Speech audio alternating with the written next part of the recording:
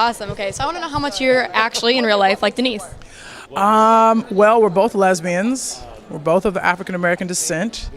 We both have dreadlocks. We both dress kind of, snazzy. No, I mean, like I think Alan and Aziz definitely were like, okay, we're gonna pull some stuff from you and pour it into this character. But she's definitely a heightened version of me.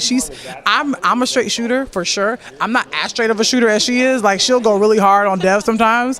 I soften the blow a little bit. No, but we're a lot alike, and I think that's because Alan and Aziz were like, look, we dig you, and we want to make sure some of you is reflected in this character, which was kind of cool. That's great for like your character acting and everything. You're like, hey, I'm just being myself. Not much of a stretch. I'll learn the lines, but I think I got this one covered.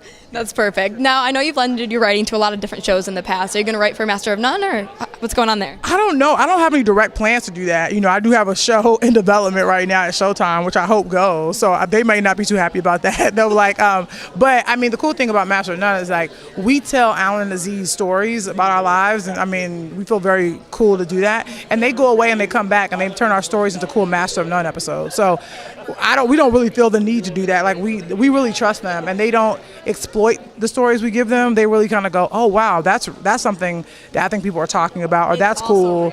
Yeah, and so they just come back with really cool stuff for us to say. That's awesome. I know. I feel like every time I watch the episodes, I'm like, oh, like I've been there. Like that situation has happened to me. Are there any episodes where you're like, yes, this is my life? It's really my life in that scene where they're binge watching a Netflix show and debating like what Dev should text back to one of the girls that he asked at the concert. Like that's my life I'm constantly like advising people like that text is too long. You're being a little too needy there. So you're not the one over analyzing. You're the one like, stop, just put the period. Analyze for sure. I've dated in this day and age, so I can't not overanalyze. I've done that before. It's funny, my girlfriend is so funny because she's so like blasé. She's like, don't think about it. Just like, right, okay, cool, bye. Because she's a beautiful woman who's like always been hunted. So it's like she doesn't give a shit.